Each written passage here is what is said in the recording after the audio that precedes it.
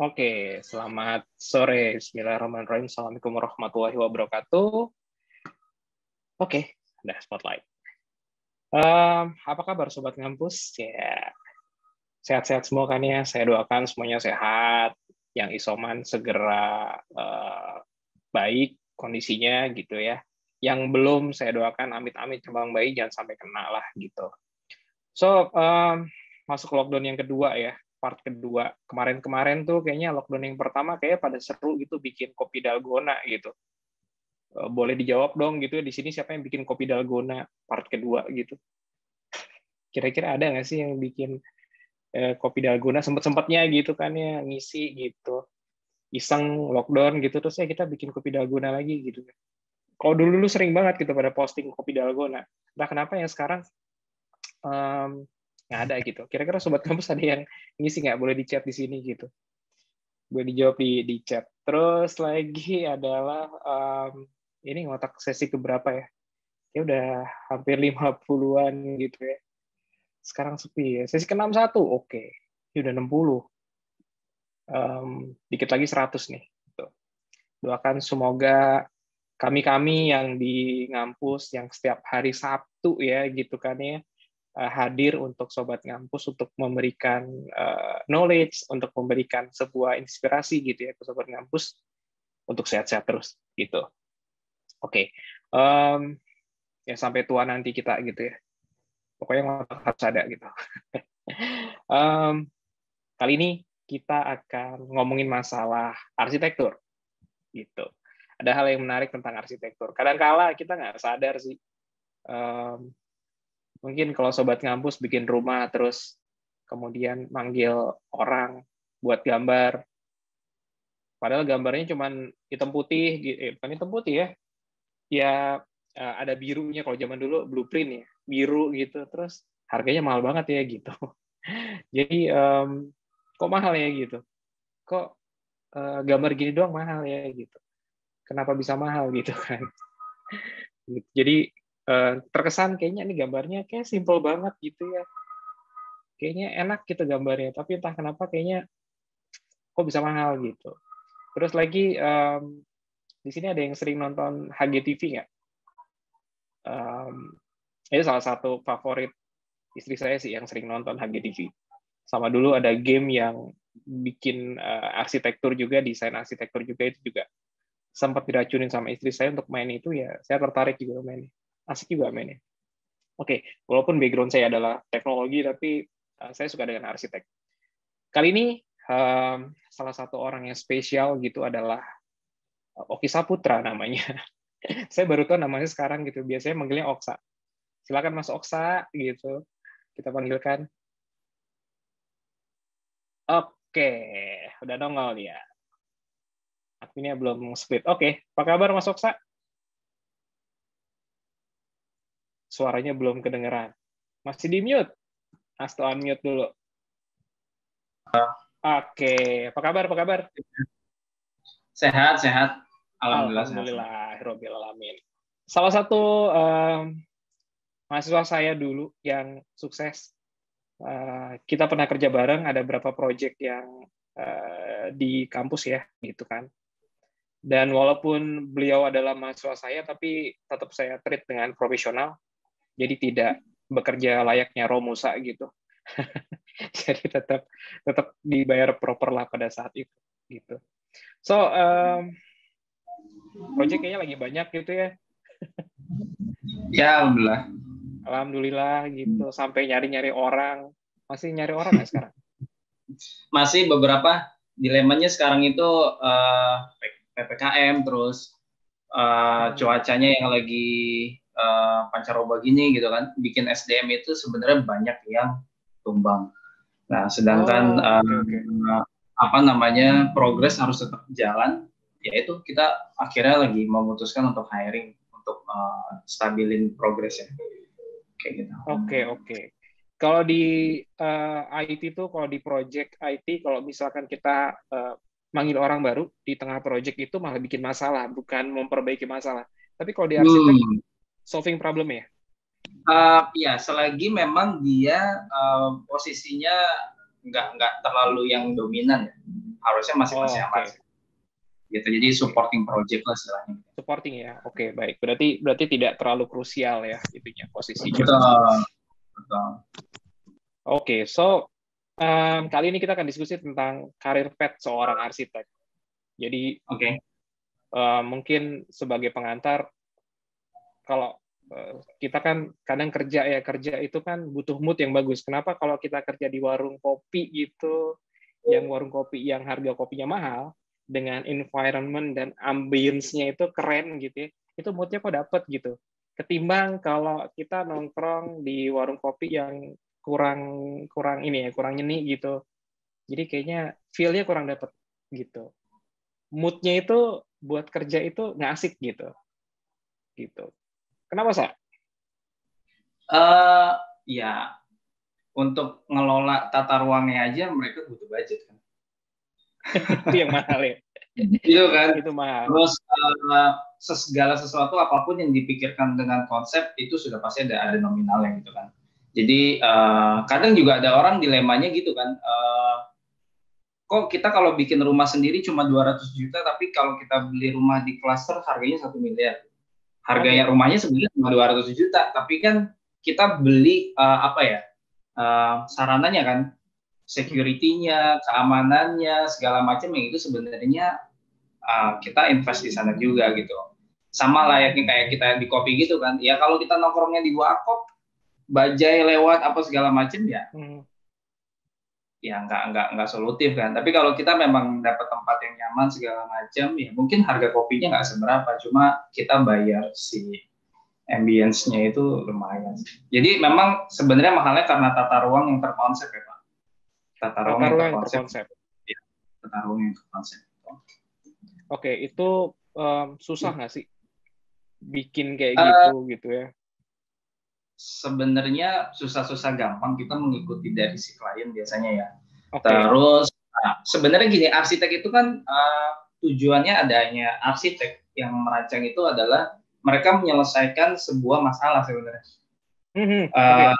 Berangkatnya dari masalah gitu. Ada masalah di mana ya dia coba mendesain untuk solve itu gitu kan. Jadi biar si penggunanya ini nyaman, sesuai dengan porsinya segala macam itu. Sebenarnya tujuan kita sebagai desainer tuh itu ya, gitu.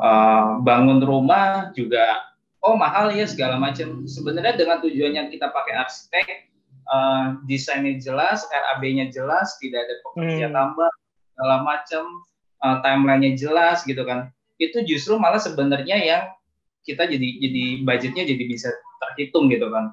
Kalau kita memaksakan udahlah kita pakai tukang sendiri aja gitu. Gue minta gambar lu apa segala macam, tiba-tiba nanti di pinggir jalan di tengah jalan, ini RAB-nya nggak include ini ya gitu.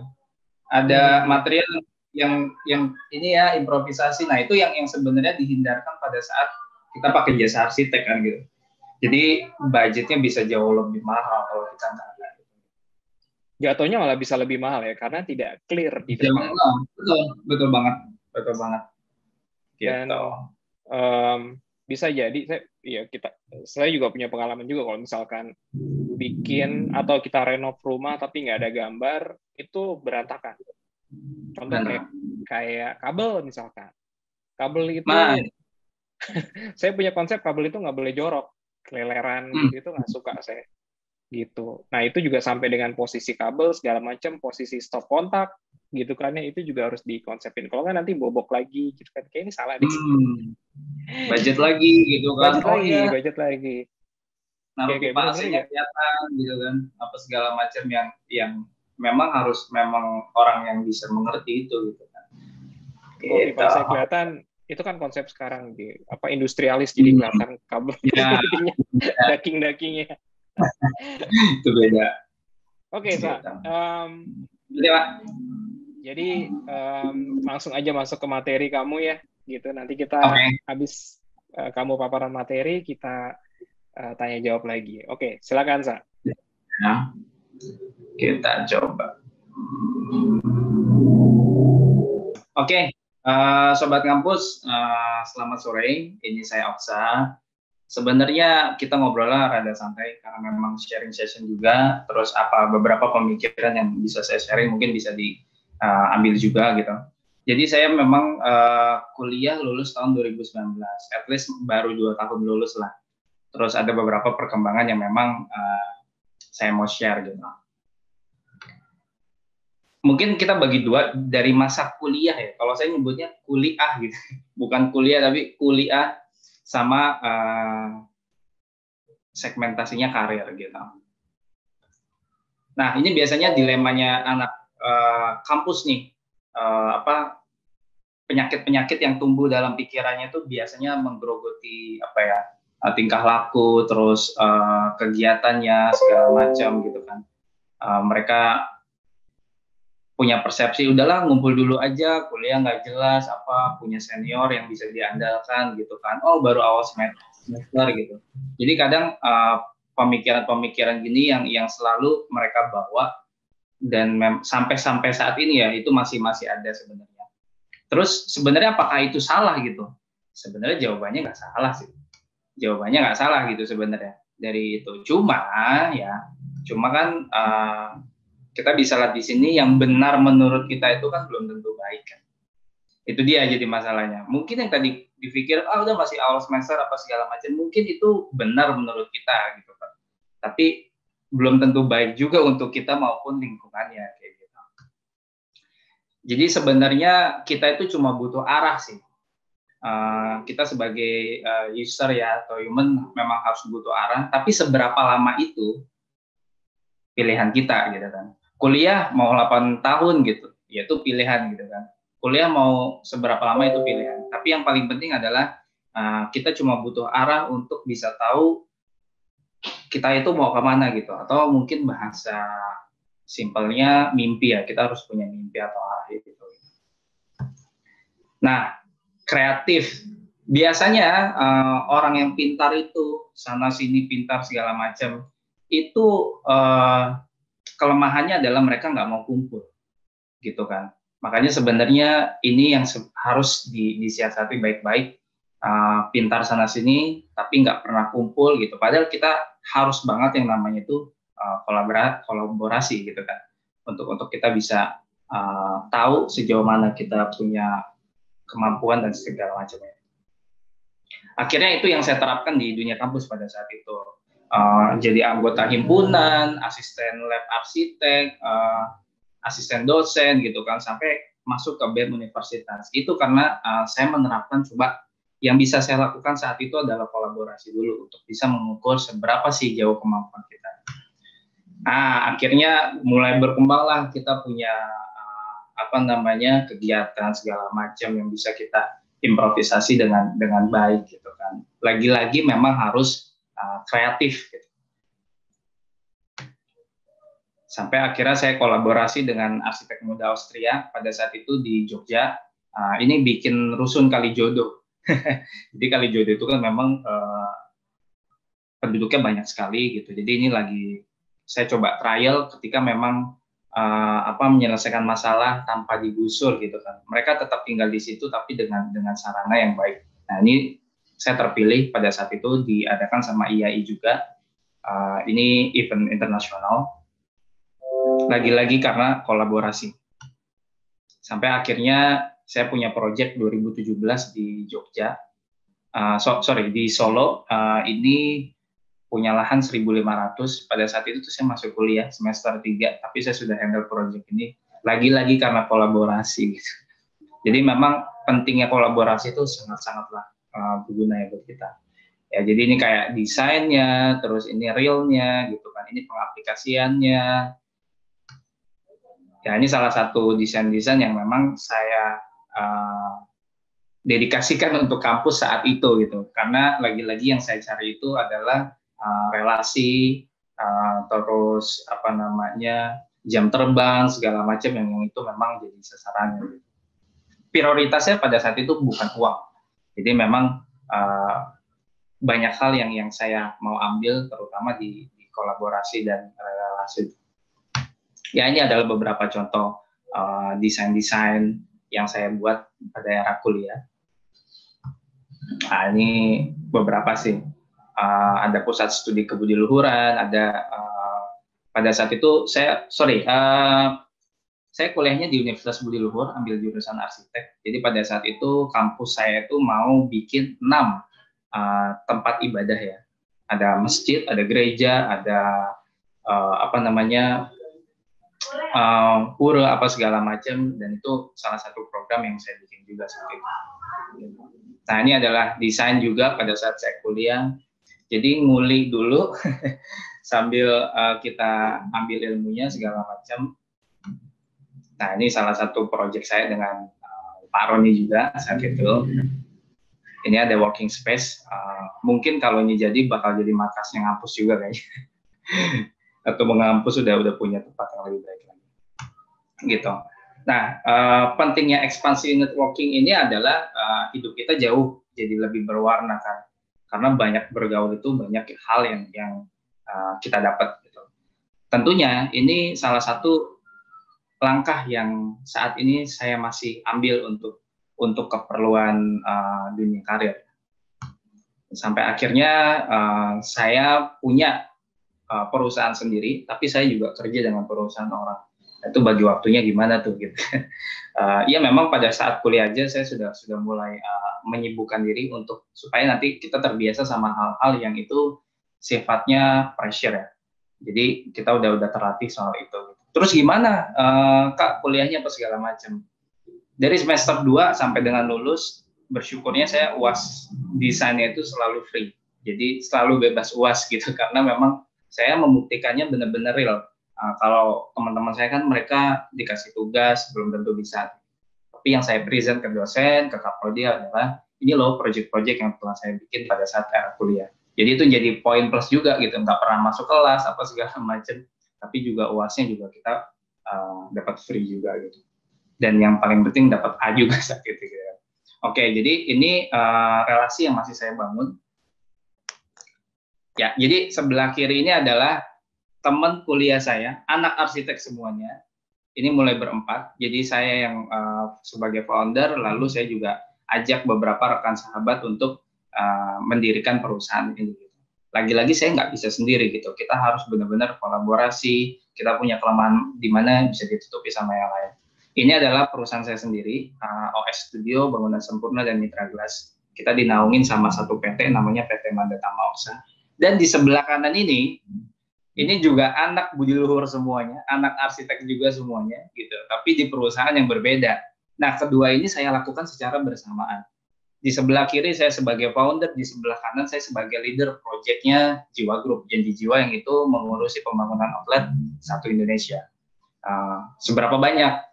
Gak banyak sih, cuma 1.300 outlet ya, yang saya bikin template-templatenya yang dibangun. Gitu. Dan sampai saat ini masih berjalan bersamaan. Kenapa sih udah punya perusahaan sendiri tapi masih join sama orang ya, lagi-lagi aku masih haus ya sama relasi segala macam, banyak hal yang bisa kita pelajari untuk kita bisa mensupport perusahaan kita gitu. Nah, ini gambaran perusahaan kecilnya aku gitu kan. Bermula dari 1 orang, 3 orang, 4 orang sampai dengan 12 orang gitu kan. Nah, ini sebagai gambaran sih sampai kita udah mulai tahap serius untuk mengembangkan perusahaannya sendiri. Kayak gitu. Ini ada beberapa media yang menyoroti saat itu. Ya benar, 30 juta itu pada saat 2020 bulan Mei saat corona lagi naik, saya mengambil resiko untuk uang 30 juta hasil dari proyek-proyek sebelumnya aku sewakan menjadi workshop gitu. Yang saat ini menjadi kantorku. Ya lumayan, omsetnya bisa tahun 2020 itu kita menyentuh di angka 1,8 M. Berarti dari Mei sampai dengan Desember itu berarti setengah tahun kita bisa menghasilkan keuntungan 1,8 M. Kayak gitu. Bermula dari modal uang 30 juta untuk sewa workshop atau tempat. Biasanya lingkungan yang stres itu akan melahirkan pemuda yang buruk juga gitu. Karena lingkungan ini memang benar-benar mempengaruhi kita untuk terbentuknya jadi seperti apa sih kita ini gitu kan. Kalau kita berada di lingkungan yang sangat produktif segala macam, orang yang baik-baik ada di lingkungan kita, secara tidak sadar kita juga akan terbangun oleh itu gitu. Karena oh dia bisa kok gue nggak bisa, oh dia kok bisa. Jadi kita terus punya motivasi ya untuk kita bisa memperbaiki diri.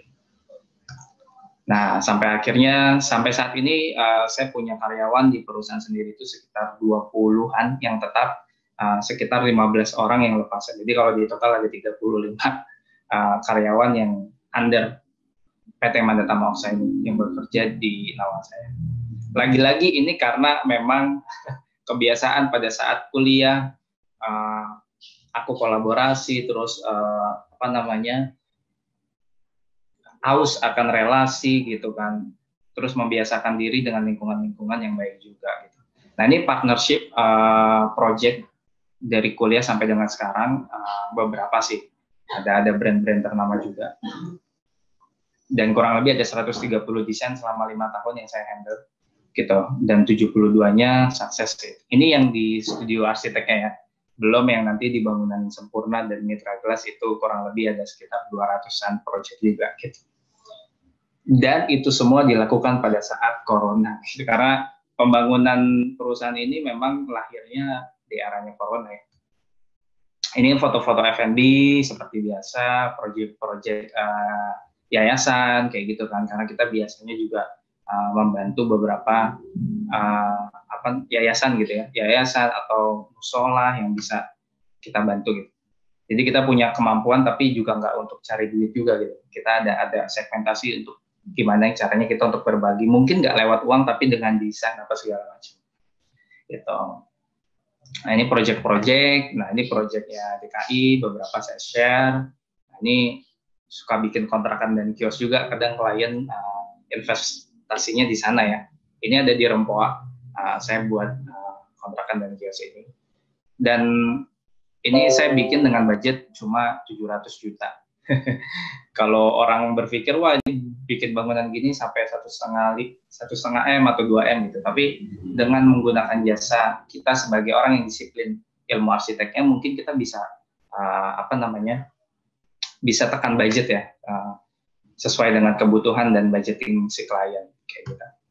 Nah ini salah satu project-project Janji Jiwa, ini desainnya, ini realnya, ini interiornya segala macam, yang kebetulan juga perusahaan saya yang handle juga gitu. Jadi aku sebagai leader project Jiwa Group Janji Jiwa, tapi juga kadang ada beberapa project Janji Jiwa yang perusahaan saya sendiri yang kerjakan. Itu karena requestan dari owner biasanya. Ya ini kurang lebih kayak gini sih. Ini dari desain, ini udah mulai konstruksi, ini desain, ini udah realnya, ini udah jadi semuanya. Kurang lebih beginilah tahapan. Nah, ini beberapa desain sih, saya coba share. Biasanya memang Janji Jiwa itu unsurnya dia kopi kekinian yang memang mau mengangkat budaya Indonesia ya. Jadi ambience ruangannya itu penuh dengan unsur-unsur kayu, nuansa hangat gitu kan. Nah, inovasi. Jadi memang yang membedakan kita dengan orang lain adalah inovasi gitu kan. Kita punya beberapa pemikiran yang bagus atau gagasan yang bagus yang bisa kita aplikasikan di lingkungan sekitar. Apa itu gitu kan. Jadi kemarin pada saat corona kan itu mall-mall semua ditutupin, segala macam semua ditutupin, tapi sebagai leader project gitu, kita harus bisa mempunyai inovasi apa sih gitu. Perusahaan Janji Jiwa mau tetap jualan di saat pandemi tapi tidak dengan di mall, di ruko gitu. Akhirnya saya membuat sistem namanya stand alone, yang itu sifatnya ya kayak kontainer gitu, tapi ini lebih premiumnya gitu. Jadi punya space kosong, kita langsung bikin stand alone ini, dibikinnya cuma 24 jam, jadi cuma sehari gitu. Jadi bisa menerapkan social distancing dan lain sebagainya gitu, dan tetap bisnisnya juga tetap jalan. Itu adalah salah satu inovasi yang bisa kita terapkan di lingkungan ya. Mungkin konteksnya saat ini adalah di desain gitu. Nah ini mulai desainnya gitu, semuanya bisa dipantau dengan online, semua pekerjaan, struktur, finishing, semuanya kita bisa dikondisikan dengan online gitu. Nah, ini kalau kalian lewat depan kampus Mustopo, Senayan itu ada Janji Jiwa Hangleker. Nah, ini salah satu proyeknya itu di sana nih. Bisa dilihat sendiri. Masih ada sampai saat ini. Dan di depan PSSI GBK ini juga ada. Nah, jadi kalian kalau jogging di sana melihat outlet ini, itu outlet yang saya bikin.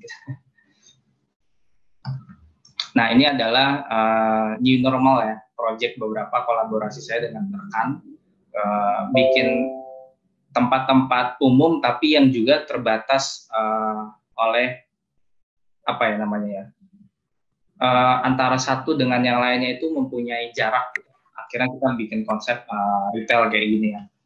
Nah, kurang lebih ginilah untuk gambarannya.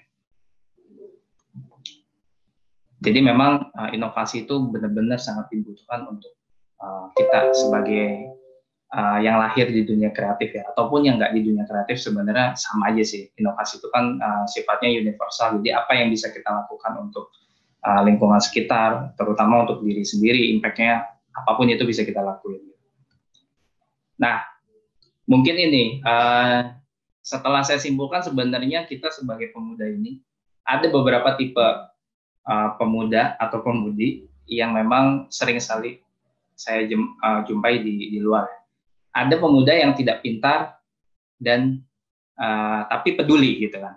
Ada juga yang pintar tapi dia nggak peduli gitu. Ada lagi pemuda yang lebih parah, dia nggak pernah peduli dan juga nggak pintar. Ini semoga kita nggak ada dalam zona ini gitu. Semoga sobat ngampus juga nggak ada nih dalam kriteria ini.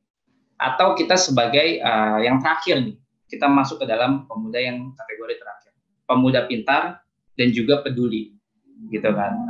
Bagaimana cara mengatasi itu gitu? Ya mungkin buat kita yang bekerja atau lagi nggak kerja, kita bisa cari cara gimana supaya bisa menghidupkan suasana atau kebutuhan hidup atau yang lainnya gitu, dengan dari pemikiran, kolaborasi, networking gitu kan, terus lingkungan yang baik juga gitu. Pasti ini semua akan terbentur di posisi yang kita bisa ngapain aja gitu untuk kita nggak kehilangan cara untuk bikin sesuatu yang bagus gitu. Ya tentunya ini harus kita cicil ya, nggak bisa 1 bulan kita harus cari kayak gini, nggak bisa. Memang itu satu kebiasaan yang harus kita cicil. Mungkin kalau yang dari masih sekolah SMA gitu, dari SMA kita udah coba cicil itu, lalu kuliah, lalu di dunia kerja. Nanti pada saat kita menemukan masalah sesuatu, tapi kita punya networking, kita punya kreativitas gitu kan, kita punya inovasi yang itu memang sudah terbiasa kita lakukan pada saat kita mengalami masalah sebelum-sebelumnya. Nah, ini adalah proyek kita yang tadi aku bilang, aku mencoba menjadi yang pintar, tapi kita juga pintarnya yang peduli gitu. Jadi ini di Garut ada salah satu yayasan yang invite kita untuk main ke sana. Mereka masyarakatnya antusias untuk belajar ngaji segala macam, tapi terbentur dana. Akhirnya kita coba bantu untuk kita desainkan supaya mereka ngaji dan belajarnya tidak kebocoran kayak gitu. Akhirnya kita coba kunjungan ke Garut sana, dan kondisinya memprihatinkan. Nah, ini mulai kita coba bikin desain yang mungkin bisa dipergunakan untuk masyarakat sekitar atau sebagai proposal untuk mereka mengajukan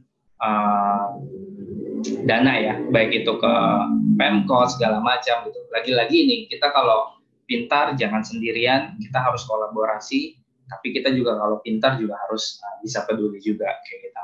Ya kurang lebih begini proyek-proyek yang bisa saya sampaikan sih. Semoga di waktu yang singkat ini, di sharing yang singkat ini, Sobat Kampus bisa ambil beberapa pelajaran sih yang bisa kita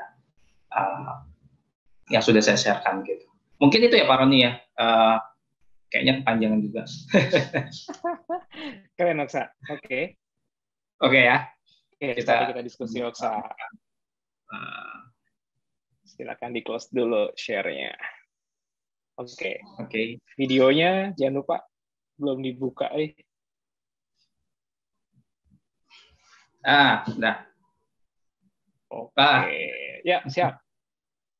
Oh, udah ya jadi gitu lah sharing-sharing yang bisa dikasih ya buat buat sobat ngampus, siapa tahu mungkin ada yang tahapannya sudah lebih baik dari saya, semoga bisa juga jadi makin ini lagi, atau yang lagi proses membangun jadi punya semangat sih.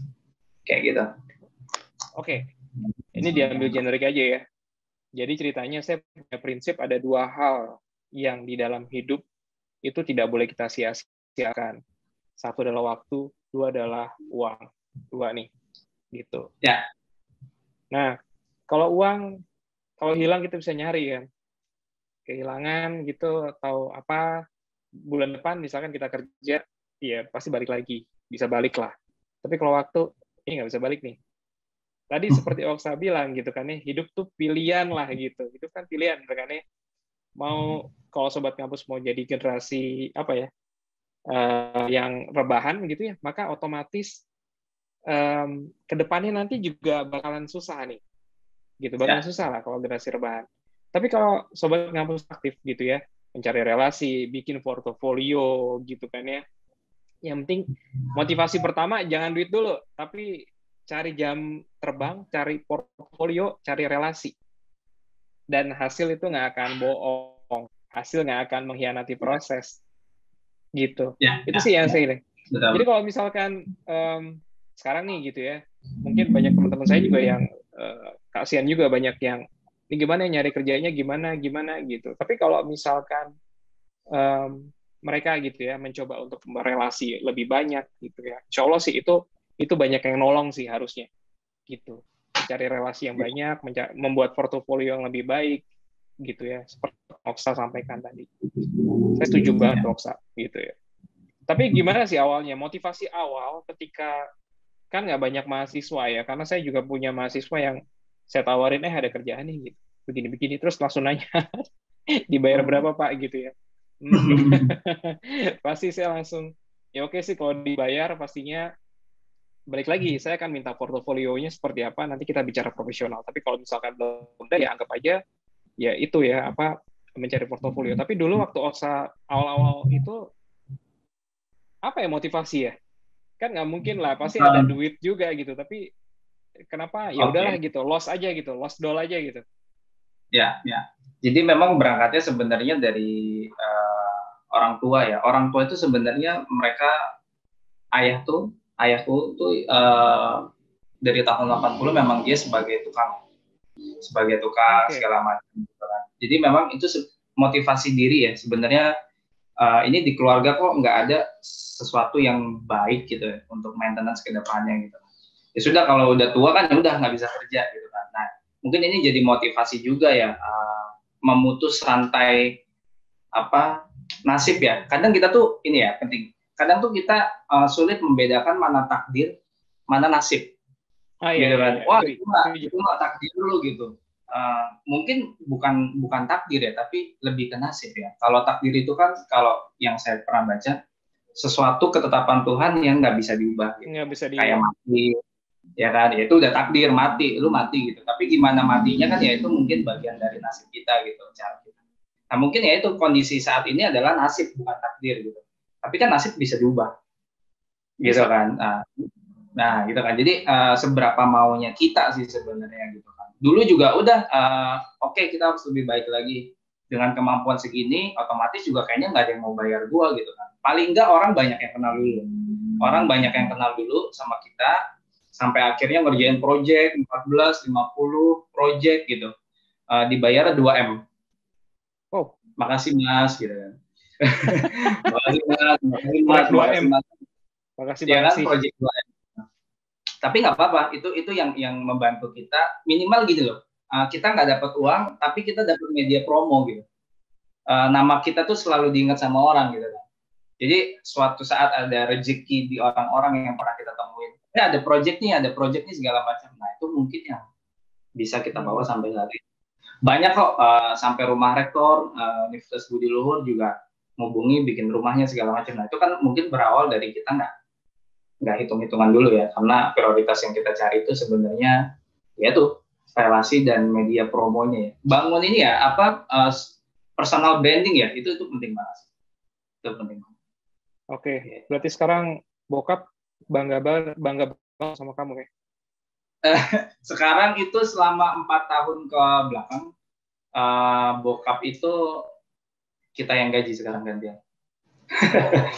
Kita yang gaji, jadinya sedikit lah agak lega untuk ini. Cuma kan kepikirannya kita kalau kita punya karyawan, ya itu yang harus kita pikirkan, maintenance-nya gimana segala macam. Ya lagi-lagi kalau kita punya relasi yang udah kita hasilkan dari jauh-jauh hari gitu kan, bertahun-tahun, harusnya sih nggak jadi masalah ya. Itu tadi bilang, Pak Roni bilang waktu itu benar-benar harga banget sih. Dan itu ngejawabnya, ya itu tadi saya bilang, yang namanya hasil tuh nggak hianati proses lah. Percaya deh. Percaya. Jadi apa yang Oksa sampaikan ke Sobat Ngampus, ini valid kok, karena saya juga ngerasain. Jadi serius, jadi apa yang Oksa sampaikan itu valid kok.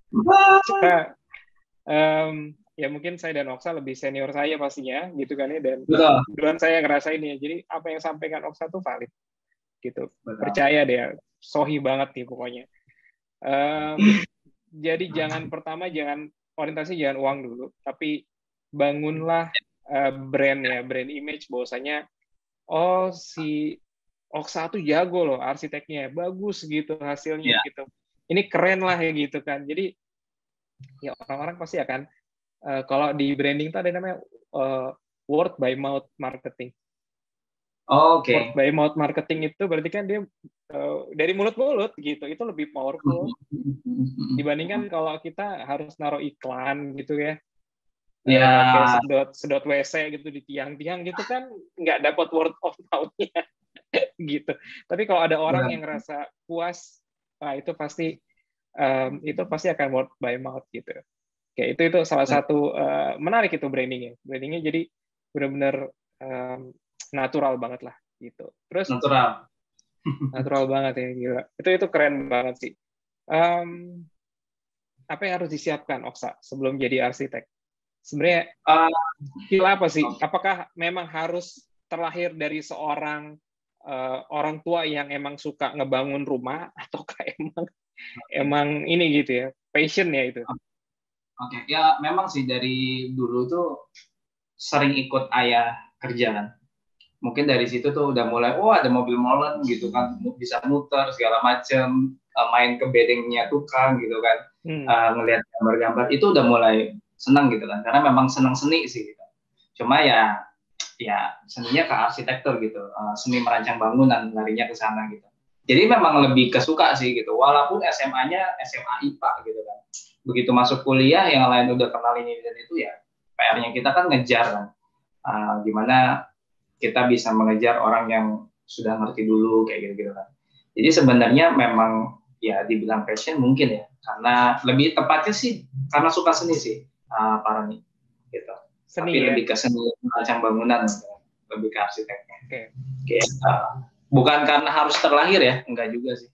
Bukan dari terlahir dari itu ya, tapi lebih ke passion ya. Tapi itu influence banget nggak sih, latar belakang keluarga itu kan, kalau saya tangkap itu kan sangat amat mempengaruhi pilihan hidup kamu kan. Betul. Kerja naik sepeda gitu kan, digonceng sama orang tua apa segala macam, belum punya apa-apa, masih ngontrak cuma 3x3 kayak gitu. Jadi maksudnya terbangunlah empati kita buat jadi lebih baik lagi gitu. Apapun deh caranya gitu. Sempat ya pada saat itu kuliah mau coba apply di perguruan tinggi negeri gitu. Ada 15 PTN yang kita nggak dapet. Akhirnya coba apply di swasta, tapi yang penting arsitek gitu. Nah ini biasanya juga orang-orang banyak, udahlah PTN apa aja yang penting masuk negeri gitu. Itu sayang banget. Jadi PTN nggak dapet, nyoba swasta, begitu jalan 2 semester keterima di Unbrau Wazari.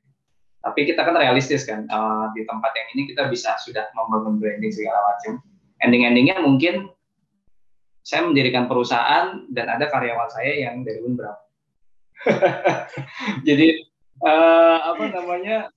nggak mesti kita harus PTN atau gimana ya. Nyatanya juga karyawan-karyawannya juga ada yang dari Unbrau, terus dari IPB kayak gitu-gitu kan. Jadi sebenarnya banyak hal lah, kita nggak tergantung sama instansi ya. balik lagi ke Iya, diri iya, iya. sendiri kayak gitu. Satu hal lagi ya, Tadi, hidup itu nggak pernah ada yang kebetulan. Saya nggak pernah percaya dengan kata kebetulan. Semuanya itu ya by benar, system. ya Tadi pilihan tadi itu. Kalau misalkan ke Unbrow, misalkan ya bisa jadi kamu ya nggak akan punya perusahaan, nggak akan punya omset betul. 3 miliar ya, 3 miliar gitu. Ya, betul. Ya memang sih gak ada yang kebetulan sih. Kayak kita nemu uang aja di jalan. Kalau kita nggak punya pengetahuan bahwa itu uang, kita nggak akan ambil uang itu. Ya. Iya kan? Jadi sebenarnya ya bukan kebetulan gitu. Kalau ya pasti kebetulan itu terbentuk karena pengetahuan dan situasi aja sih sebenarnya kayak gitu kan. Jadi udah benar-benar nggak ada. Wah itu lu beruntung tuh nggak ada sih. Iya, Itu nggak ada tadi. beruntung. Nggak ada. Saya juga kadang gini ya, saya pernah satu waktu saya merenung gitu. Kenapa gue begini banget gitu ya. Ke belakang-belakang gitu tuh ternyata ketemu jawabannya. Oh, ternyata pada saat di suatu jurusan gitu ya, di pilihan jurusan itu saya belok sini gitu. Oh, kalau gue belok sini apa yang terjadi nih gitu. Pasti nggak akan seperti ini gitu. Itu tuh yang kadang-kala kadang saya merenung juga kan kadang sendiri. Kenapa bisa begini ya? Kenapa bisa begitu gitu kan? Itu yang perlu kita renungi. Kadang-kala kan kita suka menyalahkan kondisi. Itu yang kadang yang nggak sehat gitu. Kondisi itu di mana ini misalkan nih COVID ya, COVID itu memang bikin beberapa sektor memang menurun, beberapa sektor memang tiarap. Tetapi ada seperti saya sampaikan di ngotak sebelumnya, dunia itu sedang mencari titik equilibrium yang baru gitu, titik keseimbangan yang baru. Ekonomi itu pasti akan seimbang lah, ada yang naik, ada yang turun, itu pastilah gitu. Medical naik gitu kan ya. Ini sekarang aja kalau orang mau belanja online juga nyari kurirnya susah, berarti kan di sektor kurir lagi tinggi-tingginya nih gitu kan ya. Itu kan butuh sebuah itu tadi gitu. Kita bisa ngubah nasib asalkan kita usaha. Betul. Keren. Oke, ini rada berat juga nih sebenarnya. Oke, balik lagi ke tadi ke topik ya, Oksa. Seni, bagaimana dengan orang yang dia suka seni? Kayak saya suka seni, tapi saya nggak bisa nyanyi. Ada kendala nggak ketika harus masuk ke arsitek gitu?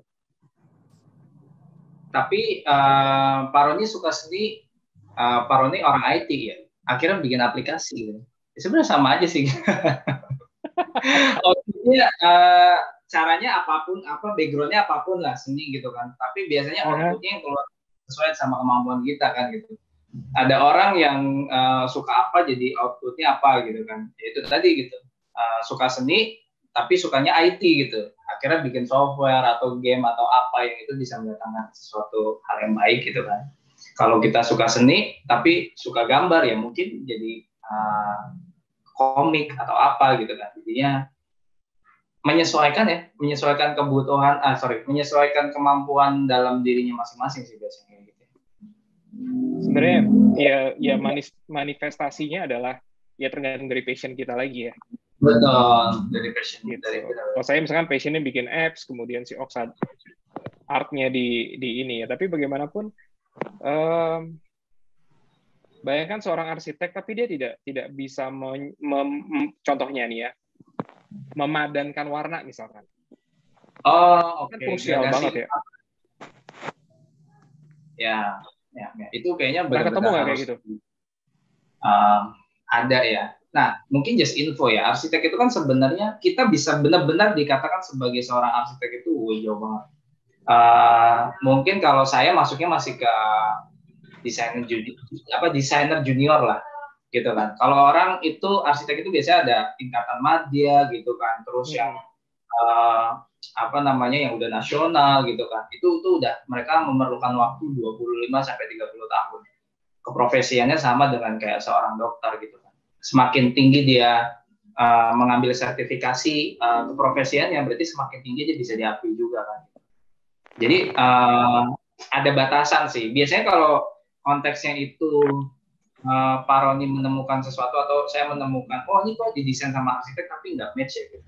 Nah, itu mungkin harus dilihat tuh latar belakangnya. Dia benar-benar lulusan itu atau mengerti desain atau cuma sok-sokan gitu sebagai, oh gue gelar arsitek nih. itu tadi sih, memang benar-benar harus. Tapi seharusnya kalau mereka sudah tingkatan sertifikasi apa segala macam, harusnya itu tidak terjadi sih, gitu. Makanya bayar arsitek itu mahal karena tahapannya juga sangat-sangat panjang. Ya. Gitu. Ilmunya mahal. Ilmunya yang mahal. Oke. Okay. Kalau saya ini sih belum ada apa-apanya dibandingkan sama orang yang memang secara profesionalnya dia udah 25 tahun, 30 tahun.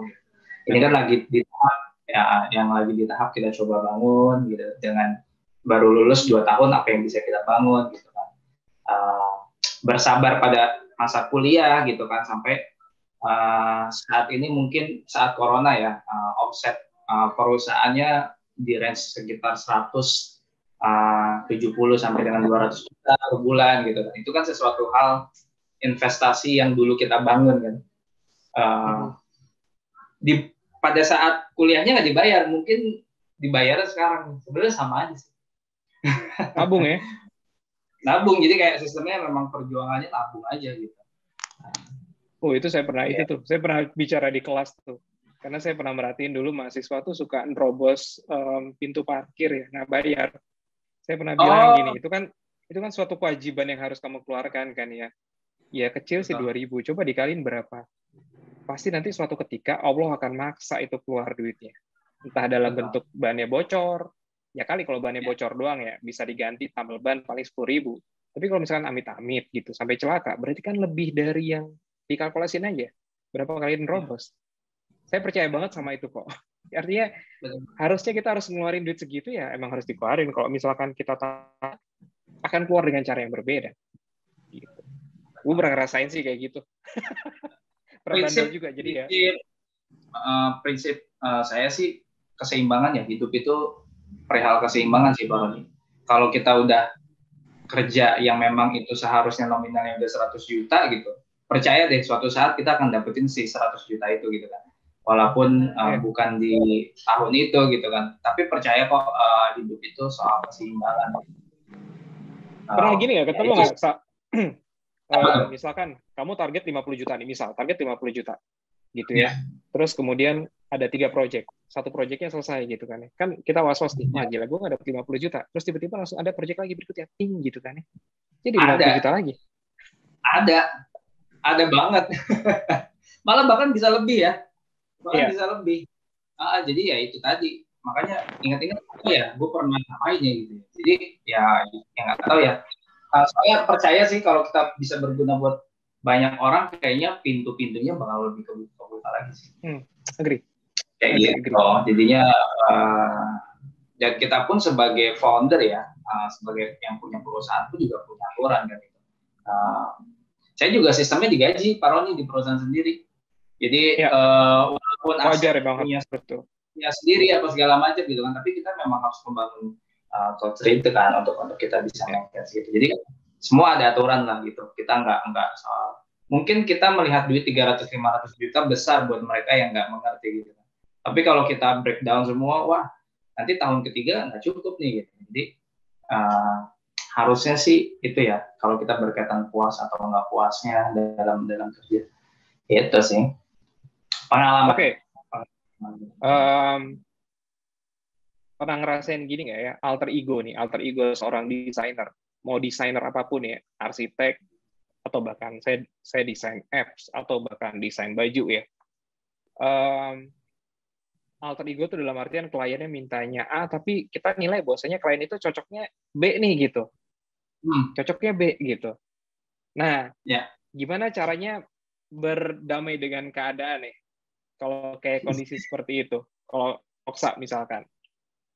Bermain, ya kita harus bisa kenal psikologi si klien itu kan. Terus kita mau idealisme kita juga harus ada di situ gitu. Masuk.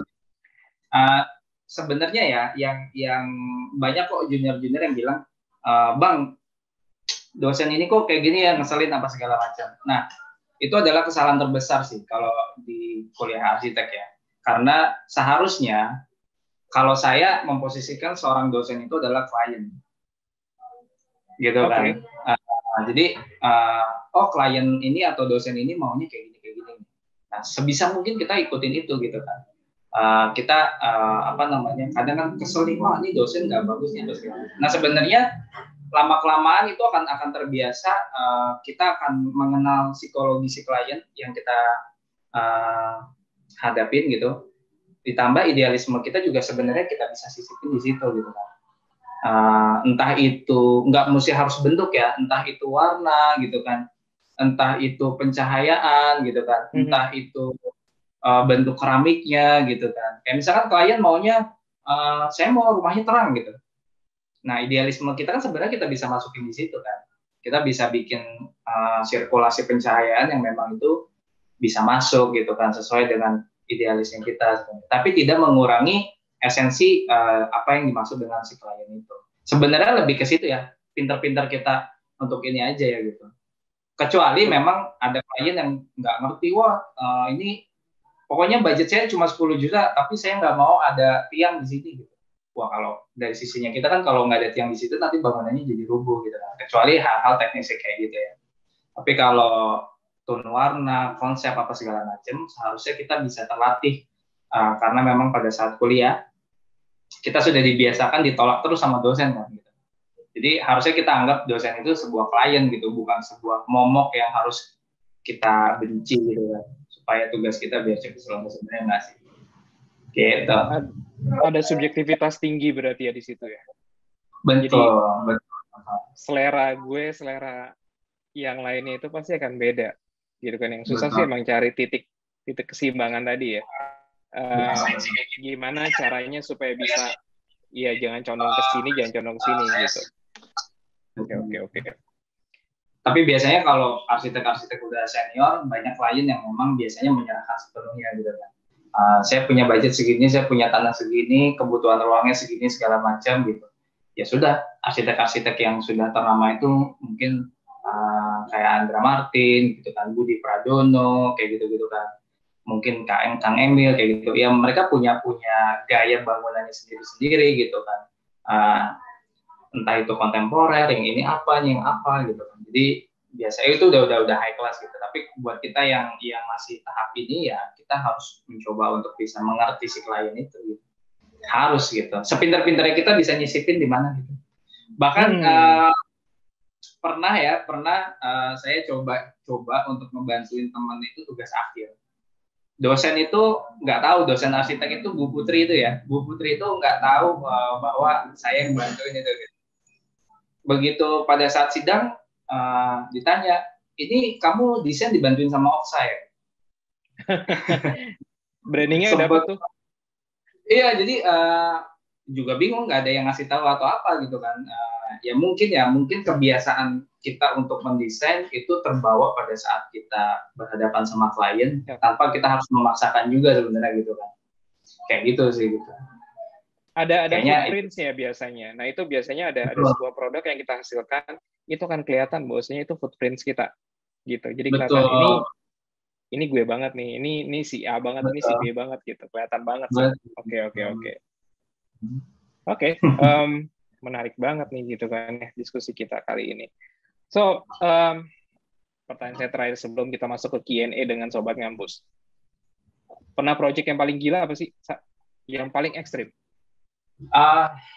Yang paling ekstrim mungkin yang di Solo itu ya, dengan kontur tanah yang terus selalu bergerak gitu kan, terus bangunannya besar 1.800 square meter gitu kan, terus deadline-nya juga harus padat gitu, dan jauh segala macam. Itu tuh suatu hal yang gila. Ditambah pada saat itu masih kuliah. Terus yang lebih parahnya lagi adalah kita nggak punya laptop. Itu benar-benar parah banget. Jadi benar-benar perjuangan. Kalau Sobat Ngampus tahu itu, saya baru punya laptop itu di semester 6. Jadi sedangkan saya mulai proyek itu, mungkin saya ngerjain proyek yang Pak Roni, dari Pak Roni itu sebenarnya nggak punya laptop juga. Tapi ya minjem sana sini untuk kita bisa tanggung jawab aja gitu kan. Ya itu nggak punya laptop, nggak punya tools yang memadai, proyek yang besar, trouble di lapangan kayak gitu, masih kuliah gitu kan. Ya udah itu sesuatu hal yang gila sih sebenarnya. Suatu hal yang gila. Oke, gitu. berarti itu dengan lebih ke kondisi ya, di mana Kondisi. kondisinya. Tapi saya tertarik sama itu tadi loh, tanahnya bisa gak gerak. Iya, biasanya kontur ada beberapa lokasi proyek itu yang konturnya itu beda-beda. Ada Iya, yang iya. gambus, ada yang kering, ada yang apa gitu kan, lembab gitu. Nah, biasanya masing-masing sifat ini itu kita treatment bangunannya juga berbeda-beda. Gitu, Pak. Jadi secara pondasi bangunannya Hmm. itu pasti setiap itu beda-beda. Kayak ada dua rumah, oh di situ bisa 300 juta, tapi kok di sana bisa 500 juta ya. Ternyata yang 500 juta itu harus menggunakan tiang panjang, misalkan gitu kan. Karena kondisi Iya. rawa gitu, atau mungkin bekas danau gitu kan. Itu kan pasti treatmentnya juga beda. Gitu. Oke, Nah, oke, itu oke. yang harus klien bisa kita edukasi perihal itu. Gitu kan. Taunya kan orang kalau udah pakai arsitek mahal gitu. Itu pasti itu yang terlintas di otak kaum umum ya biasanya. Kalau udah pakai arsitek mahal pasti. Ya, sebenarnya kita semua udah diatur ya. Terutama saya juga sudah mencoba untuk mengikuti aturan. Kayaknya kayak ini apa Ikatan Arsitek Indonesia punya aturan-aturan khusus ketika kita sebagai menjalankan keprofesian arsitek ya, entah itu terbilang junior atau apa, kita mencoba untuk mengikuti aturan itu. Jadi sebenarnya semuanya udah ada aturannya gitu kan, nggak boleh Ya, ya udah lu gua desain gratis gitu kan. Itu akan merusak apa namanya ya, akan merusak standar ya, standar si keprofesian itu gitu. Jadi semua sudah ada yang ngatur sih gitu. Jadi makanya semua ada harganya gitu. Lagi-lagi yang bisa saya tekankan bahwa menggunakan jasa arsitek itu sebenarnya bisa lebih low budget ya, dengan klien punya uang berapa, 300 juta, oke. Kebutuhan ruangnya apa segala macam. Nah itu kan arsitek yang harus memikirkan itu gitu. Tidak boleh oke. lebih, tidak boleh kurang apa segala macam gitu. Tapi kalau dia tidak menggunakan jasa arsitek, menggunakan tukang biasa apa segala macam, nanti di tengah jalan biasanya ada uh, human error atau kesalahan-kesalahan yang itu tidak bisa teridentifikasi. Akhirnya Ya. klien harus mengeluarkan uang lebih gitu. Segala tanggung jawabnya agak-agak bisa lepas lah kalau kita nggak pakai arsitek gitu. Tapi kalau kita bisa pakai jasa yang profesional mungkin ya di bidangnya, itu bisa lebih kita tanggung jawabkan sih. Gitu. Seharusnya lebih murah Pak. Konon katanya ini boleh divalidasi ya, Oksa. Sobat kampus mungkin pernah dengar ya bahwasanya untuk sertifikasi arsitek itu harus punya portofolio bikin toilet di lantai 2 ya. Ya. Iya kan? Jadi apa namanya? Kalau kita punya toilet di lantai 2 kan sebenarnya itu bocor ke bawah enggak tuh gitu kan. Iya, iya. Gitu kan. Jadinya kalau bocor berarti lu nggak lulus, lu nggak tahu Nggak lulus teorinya ya. atau tahu cara sistem bekerjanya gimana.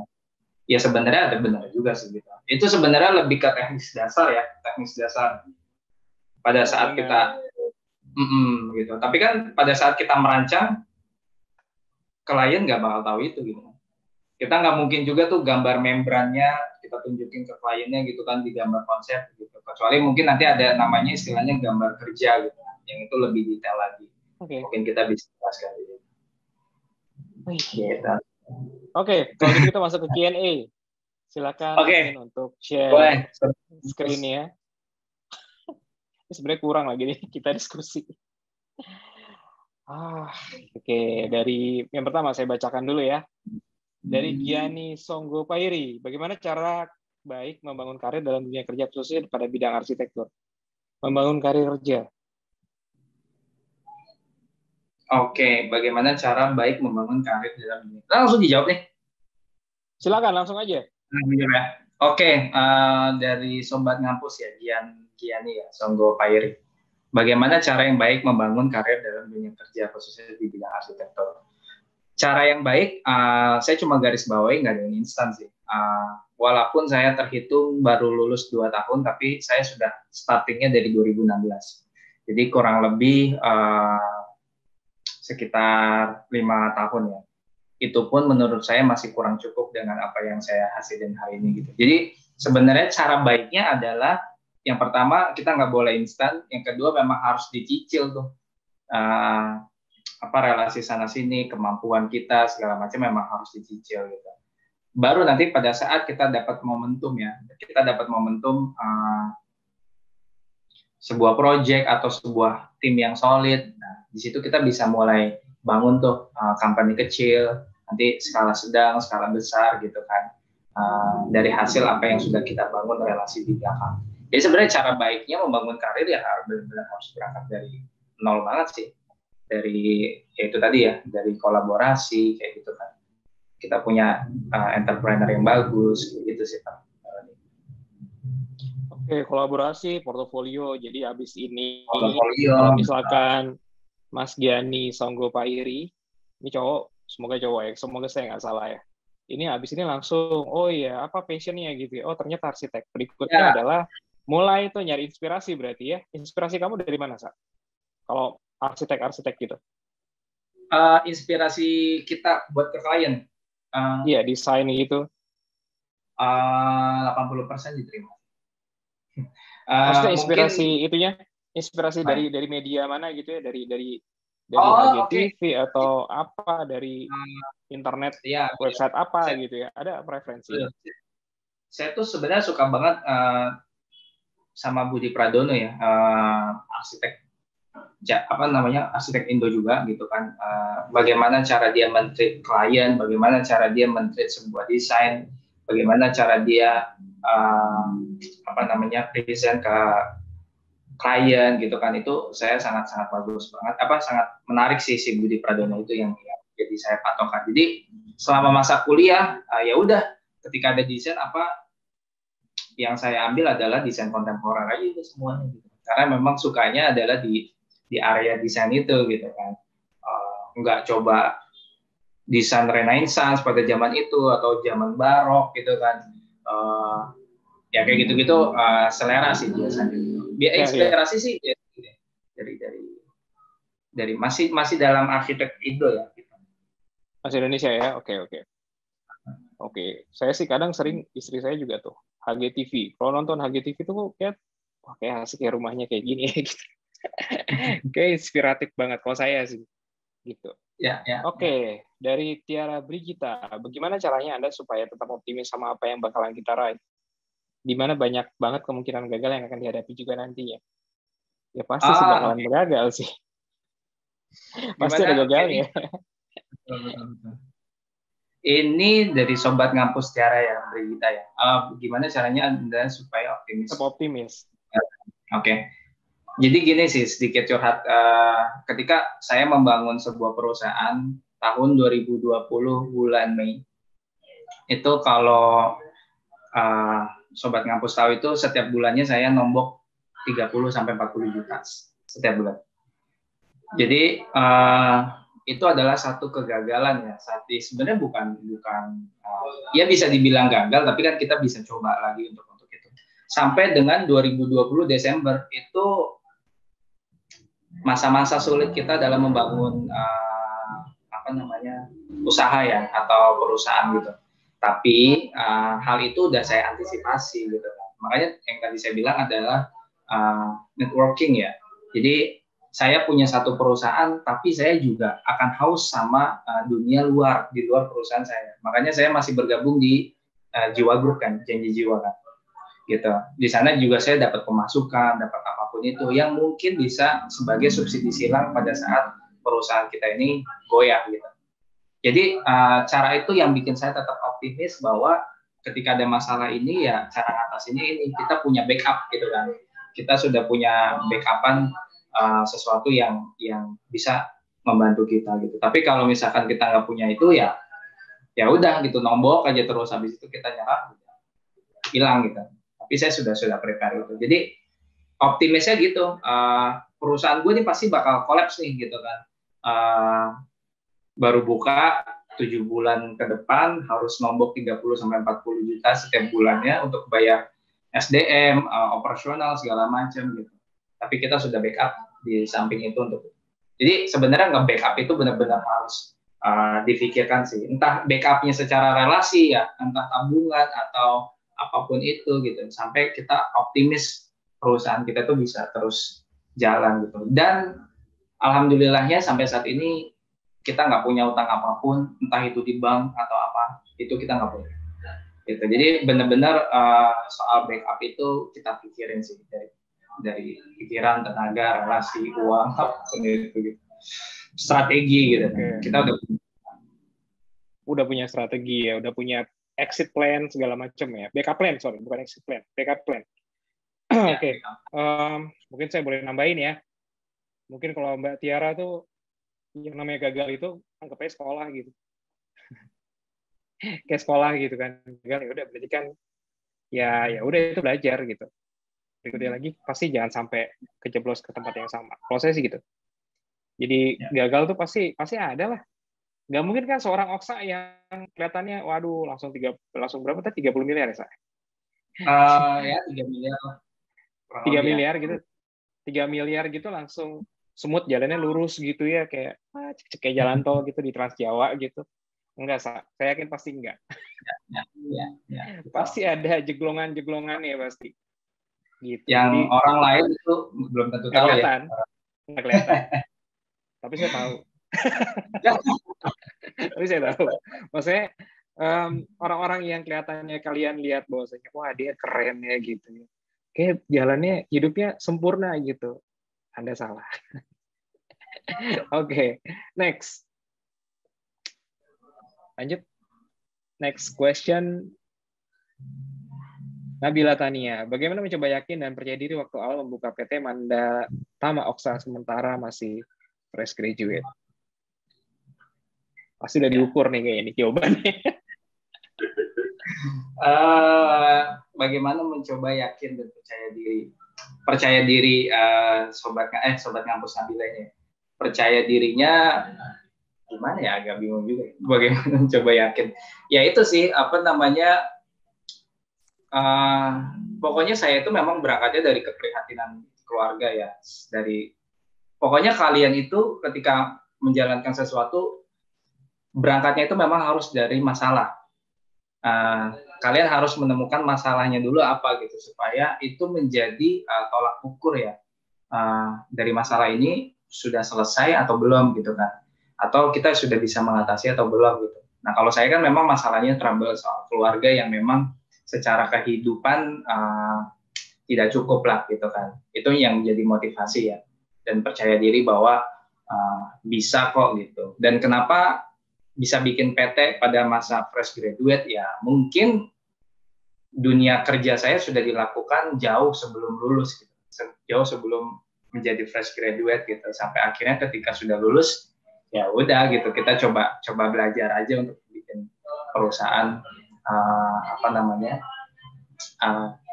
ya coba gitu kan, karena kan kita juga kalau mungkin kalian tahu gitu, sebuah PT bisa diakui ketika sudah umur 2 tahun gitu kan. Kalau kita nunggu nanti bagaimana perusahaan kita bisa diakui sama orang kayak gitu kan.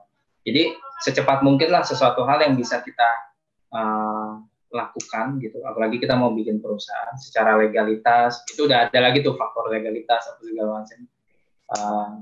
Ketika kita sudah punya company gitu. Tapi itu sih percaya dirinya karena berangkat dari keprihatinan ya, sampai akhirnya kita bisa terus running gitu sih, Oke, berarti Oksa tuh orangnya percaya diri. Dari dulu kuliah memang orangnya percaya diri banget. Nggak pernah saya lihat dia galau. Apapun masalahnya dia percaya diri. Karena kenapa? Karena dia orangnya, ya itu tadi, portofolio banyak. Saya khawatir. Modalnya banyak. Modal itu dalam artian bukan berarti uang ya. Modal itu berarti ya salah satunya portofolio. Jadi kalau misalkan kita cukup confidence ketemu sama klien ketika ya kita udah kita udah punya weapon di belakang, weaponnya ya portofolio sebelumnya gitu. Oke. Terus berikutnya dari Imade Joshua Pratama, portofolio fresh graduated arsitek yang baik itu seperti apa ya? Yang dikatakan wah keren nih portofolionya. Oke. Kayaknya kalau sekarang itu kita udah kenal sama dunia Canva gitu ya, terus apapun Canva. Itu Photoshop gitu kan, yang secara sajian bisa membantu untuk kita manis nih sebagai desain gitu kan untuk portofolio kita gitu. Tapi yang paling penting adalah portofolio fresh graduate yang bagus itu adalah itu benar-benar portofolio yang jujur ya.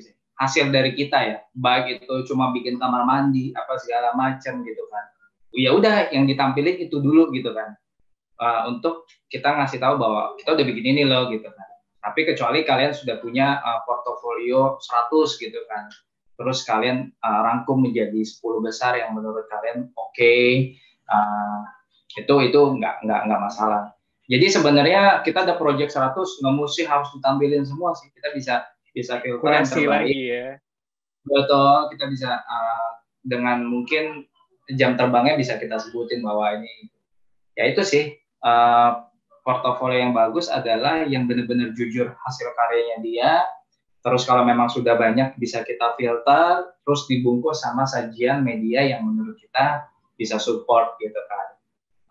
Dan kalau bisa setiap project itu bisa diakui lah gitu, entah itu project yang berjalan atau enggak, atau kliennya dari mana gitu kan, tahun berapa, data-data itu harus ada di portofolio itu, jadi benar-benar harus jelas.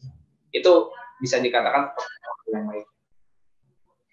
Jadi yang bagus itu juga mungkin sebagai tambahan kali ya Oksa ya, boleh saya tambahin bahwasanya yang kliennya juga happy. Ya, itu udah keren. Mau sekeren ya. apapun kalau kliennya nggak happy, ya kasihan juga gitu kan. Kadang-kadang kan ya itu tadi alter ego tadi. Kita pengen bikin yang keren banget gitu, tapi ekspektasi si kliennya ya nggak usah keren-keren lah, yang penting jalan aja gitu. Sering tuh saya juga ketemu kayak gitu tuh. Udah ekspektasi kita gede banget tuh gitu kan ya.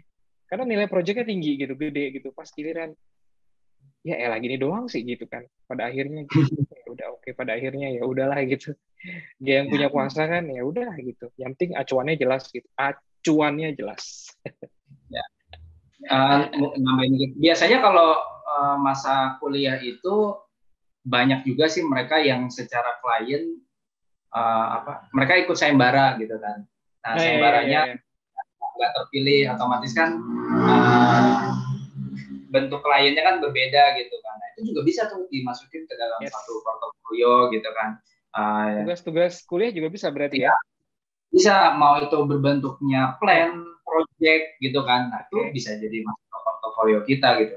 Tinggal yang mau kita tampilin yang memang sudah real project itu berjalan atau memang yang masih plan gitu kan. Itu bisa sih, bisa kita fresh graduate.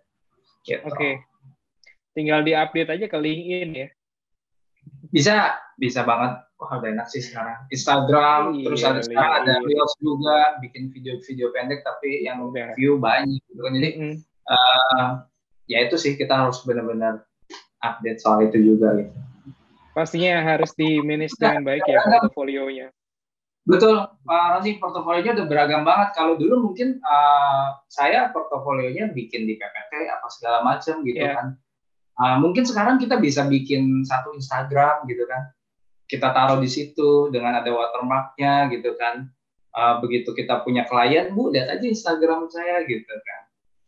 Bisa berbentuk video, bisa berbentuk apa gitu kan. Jadi kayaknya portofolio zaman sekarang tuh sedikit bergeser ya, bisa ke arah sana ya. Followersnya nulis sekarang ya. Benar, generasi kan? Sekarang tuh generasi visual. Jadi semua serba visual yang bisa dilihat dengan cepat. Itu video cuma dikit. Kalau tulisan gitu kayaknya sebuah narasi ya. Itu kayak kurang menarik saat ini gitu ya. Generasi sekarang tuh lebih ke ya itu tadi visual yang cepat, kelihatan keren gitu. Nah, itu bagus sih. Kayak Instagram itu bagus sih. Kelihatan lagi followersnya gitu. Terus bagus lagi kalau nanti kita punya satu company yang itu tinggal nerusin doang. Ya kan jadinya nggak rekomend. Jadi berarti kadang-kadang gini ya, banyak yang nanya juga gimana caranya gitu kan, punya perusahaan tapi kerja di tempat lain, dan itu juga ada project lagi di luar lain kan, Oksa, di luar dari dua itu gue tahu lah pasti ada project-project lain yang secara pribadi lah istilahnya gitu kan, ada kan. Sekarang gimana cara ngatur waktunya? Ke perusahaan sendirinya kalau ada waktu kosong aja kayak Sabtu Minggu, terus mungkin kantor gitu kan. Tapi yang paling penting kita harus trust sama orang sih. Kadang tuh kita tidak mempercayai partner ya, atau apa namanya, seuzon lah gitu. Enggak sih, kalau saya benar-benar percaya untuk, wah lu handle ini ya, OS Studio ya, lu handle bangunan sempurna ya, lu handle Mitra Glass ya gitu, dimana tiga-tiga ini punya saya semua gitu. Jadi udah tinggal monitoring aja, semua kita laporannya by grup gitu kan. Jadi kecuali nanti ada yang urgent banget yang memang kita harus andil ya, kita harus turun gitu. Ya begitu sih. Kalau nggak ada orang kepercayaan, kayaknya sangat-sangat amat susah gitu. Nggak mungkin ya. Kalau memang sih harus build a team ya. Timnya harus pintar. Maksudnya tim itu harus tumbuh gitu. Jadi pintar lama-lama kan makin dipercaya. Kalau misalkan semuanya dikerjain sama Oksa semua gitu kan ya. Timnya nggak pintar-pintar, perusahaannya nggak maju-maju, Oksanya sakit kuning. Kerjanya banyak timnya sendiri, ya kan? Oke. Itu penting. Nggak banyak orang bisa gitu loh, Sa. Yang nggak banyak ya? Percaya terus kasih atau bikin timnya pintar gitu. Ya, kayak gitu juga gitu kan. Itu juga butuh sebuah apa ya? Ya proses ya. Apalagi masih semuda kamu gitu, itu luar biasa kalau menurut saya. Oke, inspirasi yang baik sekali hari ini Sobat Ngampus. Ada pertanyaan lagi nggak nih? Oke, ada. Oh my God, maaf. Dari Nurulia Aini Agustin, bagaimana cara menjadi arsitek yang disiplin berwibawa? Wah, Oksa berwibawa ya, dan dapat dipercaya oleh klien. Bersih, manusiawi, dan berwibawa. Sobat Kampus Nuruliani, bagaimana agar menjadi arsitek yang disiplin juga? Sikap ya, lebih ke sikap menjaga etika, sikap itu benar-benar kebiasaan yang harus kita latih sih Pak. Nggak kayak selengean gitu kan, apa manner. Sama klien apa segala macam. Jadi kita biasanya menempatkan pada posisinya gitu kan. Kalau poinnya disiplin arsitek, tentu pada saat kita belajar kuliah itu kita ada disiplin-disiplin ilmu yang nggak boleh kita ubah gitu kan. Kayak misalkan, bentangan 10 meter harus besar tiangnya harus segini-segini, terus di realita di lapangannya kita harus kecilin. Nah itu kan sesuatu disiplin ilmu arsitek yang nggak boleh diubah gitu kan. Seharusnya kalau kita masih mengikuti aturan yang berlaku, itu secara tidak sadar kita udah disiplin gitu sih. Terus kalau berwibawanya sama bisa dipercaya, kayaknya lebih ke tadi ya, personal branding kita, bagaimana kita menyampaikan, bagaimana kita menyikapi, bagaimana kebiasaan kita, bagaimana lingkungan sekitar kita gitu kan. Karena yang dilihat orang adalah yang paling gampang gitu, kita dilihat gitu kan. Kita diajak ngobrol itu hal-hal yang paling gampang. Kalau dari situ aja kita nggak bisa mengiklankan diri, bahasanya gitu, ya udah deh, susah dipercaya sama klien gitu. Tapi kalau klien mau pakai kita gitu kan, kalau mau pakai jasa kita untuk mendesain, itu sudah dipastikan bahwa mereka tuh tertarik sama kita. Entah dari pembawaan kitanya, entah dari kitanya dipercaya gitu kan. Gitu sih. Iya, balik lagi ke manner ya, attitude ya, ya. Oke. Saya lebih suka dengan kalau hired orang, attitude-nya dulu dilihat. Pinter mah itu masalah proses lah. Tadi saya bilangnya, tim itu harus tumbuh, pinter bareng. Gitu kan, pinter bareng. Tapi kalau attitude udah jelek, mendingan keluar aja deh kalau saya. Serius, walaupun dia orang yang penting ya, gue nggak peduli sih. Iya. Oke. Lanjut, Oksa. Hamzah Abdul Rahman, seberapa pesat dan seberapa majukah dunia arsitektur saat ini? Dan hal apa saja yang harus dipersiapkan seorang arsitek sebelum melakukan pembangunan? Oke. Sobat Kampus Hamzah ya, seberapa pesat dan seberapa maju dunia arsitektur saat ini?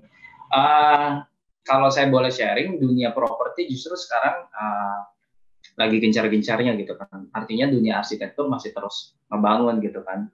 Pada masa kayak gini, dunia properti bisa menjadi opsi buat mereka yang investasi gitu kan. Dengan harga yang turun, otomatis mereka bisa invest di sana. Dan itu banyak sekali klaster-klaster yang sedang dibangun. Artinya dunia arsitektur saat ini kondisi pandemi itu juga masih masih oke lah, dunia properti masih berjalan gitu. Tapi kalau dunia arsitektur secara global, wah itu secara teknologi udah banyak banget yang canggih ya. Kita bisa lihatlah di media-media bahwa dunia arsitekturnya udah sangat-sangat gila. Yang tadinya nggak kepikiran jadi kepikiran. Yang tadinya ada rumah terkena gempa jadi ada rumah anti gempa kayak gitu kan. Jadi ya itu salah satu inovasi dunia arsitektur yang baru ya sekarang ya. Terus juga smart home kayak gitu-gitu kan. Itu udah mengalami perubahan yang sangat signifikan sih. Kalau dari pada era coronanya propertinya gitu, kalau dari dunia arsitekturnya juga sudah mengalami banyak kemajuan, baik itu dari tools-toolsnya, materialnya gitu kan, supporting rumahnya juga udah oke gitu kan. Terus hal-hal apa aja yang harus disiapkan sebagai seorang arsitek sebelum melakukan pembangunan. Artinya berarti ini konteksnya sudah punya klien ya. Ya biasa sih hal-hal yang dasar itu biasanya kita melakukan analisa ya. Analisa site plan, terus analisa matahari, analisa angin gitu, yang seharusnya kalian sudah dapatkan pada saat itu ada di dunia kuliah gitu. Itu sesuatu hal yang biasanya di skip sama mahasiswa tuh. Apaan sih analisa gini? Padahal itu sesuatu hal yang sangat amat penting gitu. Karena pada saat kita di lokasi kita juga lihat arah matahari kemana ya gitu. Jangan sampai kita ngeblocking matahari sampai nanti bangunannya jadi gelap. Jangan sampai kita ngeblocking angin sampai akhirnya nanti bangunannya jadi kurang sirkulasi udara. Nah itu kan butuh analisa semua kan. Atau persiapan sebelum melakukan pembangunan. Atau paling dasar lagi itu adalah persiapan yang sebelum dilakukan untuk mendesain misalnya. Kayak gitu. Jadi ada analisa-analisanya yang harus dilengkapi untuk itu. Gitu. Oke, lanjut kita. Pertanyaan berikutnya. Udah mau habis nih kayaknya. Banyak ya? Banyak. Tantangan apa yang menjadi sulit berada dalam berkarir dunia arsitek? Dari Diantika Sari Agrianingsih. Oke, tantangannya ya itu tadi sih, kalau kita nggak punya tools yang cukup, pada saat saya nggak punya laptop gitu kan, itu tantangan yang juga berat gitu kan. Tapi kan itu bukan sesuatu hal yang menghambat kita bisa pinjam orang atau kita bisa numpang sama kampus atau segala macam gitu kan. Itu kalau dari diri persiapan kitanya sih, kalau pengalaman. Kalau secara general tantangannya ya mungkin sekreatif mungkin kita bisa membranding perusahaan atau diri kita untuk bisa dipercaya sama orang.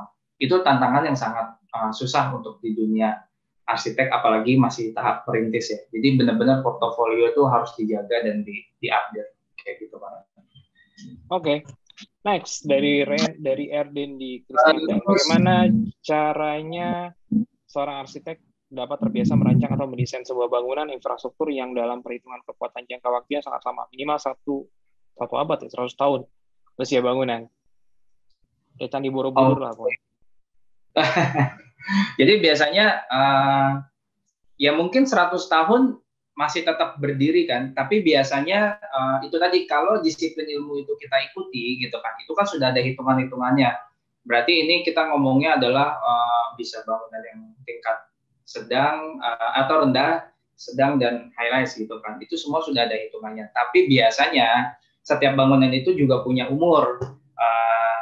Biasanya ini layak dihuni maksimal 50 tahun gitu. Setelah 50 tahun harus dilakukan yang namanya pembugaran. Namanya pembugaran bangunan itu harus tetap ada. Jadi bukan berarti kita bangun rumah free maintenance. Gitu. Harus ada pembugaran. Sekalipun itu bangunan peninggalan sejarah Belanda yang saat ini masih ada, itu juga pasti akan melakukan pembugaran ya, entah atapnya yang bocor atau apa gitu kan. Pasti itu akan ada pembugaran. Biasanya sih 40 tahun, 30 tahun, atau 20 tahun itu kalau rumah-rumah yang ini biasanya melakukan pembugaran sih. Atau memang mau bikin rumah yang murah gitu kan. Wah itu udah pasti 2 tahun harus pembugaran lagi. Karena memang speknya nggak sesuai sama itu. Gitu. Oke. Next, berikutnya. Ada lagi? Wah, masih ada 6 lagi. Wadaw. Oke, dari Rivanovis B. Ayatama. Sebagai mahasiswa arsitektur, apa yang harus dilakukan sejak kuliah agar menjadi arsitek profesional? Langsung aja, cepat aja, Sa. Oke. Sebagai mahasiswa arsitektur ya, agar bisa menjadi arsitektur profesional. Saat ini saya pun masih menuju untuk menjadi arsitektur yang profesional gitu. Terlepas kita juga sudah menjalankan hal-hal itu. Ya mungkin disiplin ilmu, terus jam terbang itu harus diperbanyak juga. Ya itu nggak akan bohong supaya kita bisa mengantarkan ke yang lebih tinggi sih tingkatannya atau profesional gitu. Saya masih tahap belajar kok, dan juga ada beberapa human error yang saya lakukan yang itu juga bisa jadi patokan nanti kedepannya juga biar nggak salah lagi. Bertahap sih, gitu, bertahap. Apalagi menjadi mahasiswa ya, bertahap juga. Gitu. Oke. Dari Kofifa Febriana, bagaimana cara mendapatkan proyek? Apakah saat masih kuliah kakak sudah mendapatkan proyek dari luar? Tadi jawabannya udah ada ya? Udah. Oke. Ya itu sih, so akrab aja lah. Yang penting kita tahu etika. Seakrabnya itu sesuai dengan apa yang kita maksud dengan tanda kutip yang bagus-bagus ya. Untuk kita bisa dikenal, kita bisa ini menawarkan diri ke orang. Lu mau bangun gerobak ya? Gue bikinin deh 3D-nya. Oh, lu mau bangun kamar ya? Gue bangunin desainnya apa segala macam. Mulai dari hal-hal kecil gitu sih bisa kita mulai untuk endingnya nanti kita bisa dapat project dari luar. Gitu. Oke, next. Mungkin terakhir nih. Dari Galang Bagus Aldianto, apakah Anda memiliki gaya khusus untuk desain rumah? Ada style khusus nggak? Ya, style khusus yang tadi saya idola banget sama BPA ya. Budi Pradono, nama studinya BPA. Itu bangunannya selalu ada sudut, gitu. Ada satu sudut-sudut tajam. Makanya itu yang menjadi gaya arsitektur saya ketika ada klien atau bangun rumah. Saya biasanya juga menggunakan konsep kontemporer, kotak-kotak gitu yang kalau tadi kalian sempat lihat bangun-bangunannya kayak gitu sih. Jadi lebih ke kontemporer biasanya saya gaya arsitek mendesainnya. Oke. Gitu. Lanjut dari Fuli Sultan, tanggapan Anda sebagai arsitek, bagaimana menjalin hubungan yang baik dengan pekerja yang lainnya? Oke, chemistry ya. Oke, tanggapan Anda sebagai bagaimana menjalin hubungan dengan pekerja. Oke, maksudnya mungkin tim ya, mungkin under kita ya. Iya. Oke. Menjalani ya kita ya. Harus benar, kita yang pertama PR terbesar kita sebagai leader itu harus tahu yang namanya kapasitas tim kita tuh sejauh apa gitu. Kapasitas tim kita cuma mampu bikin rumah 2 lantai, tiba-tiba ada klien yang mau bikin rumah 5 lantai, wah itu udah pasti nggak akan masuk, pasti akan berantakan, komunikasi semua akan berantakan gitu. Jadi dasarnya kita harus tahu dulu nih kapasitas kita gitu kan. Terus kita melakukan job desk atau kasih job desk ke orang lainnya juga berdasarkan apa yang mereka bisa sesuai dengan divisinya mereka gitu kan. Karena biasanya tukang listrik nggak mungkin masang bata gitu, nggak mungkin masang dinding. Tukang kaca nggak mungkin bikin fondasi gitu. Jadi masing-masing itu kita sudah punya divisinya. Dan itu harus disesuaikan dengan porsinya supaya semuanya bisa baik gitu. Itu lagi ke kompetensi ya masing-masingnya. Oke. Ya. Oke. Ya. So, saya rasa ini pertanyaan terakhir ya, Sobat Ngampus ya. Ya.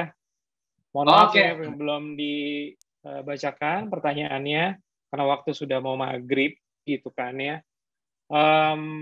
Terima kasih Oksa atas kesediaannya sharing sukses story-nya gitu kan. Di kotak kali ini gitu dengan Sobat Ngampus. Untuk minggu depan nih ya, minggu depan kita akan ketemu lagi insya Allah. Kita akan level up your Facebook Creative Ads. Jadi tadi tetap branding nih gitu kan, branding di Facebook Creative Ads. Bintang tamunya masih sama dengan edisi yang lalu, Mas Adi Purnomo gitu kan ya.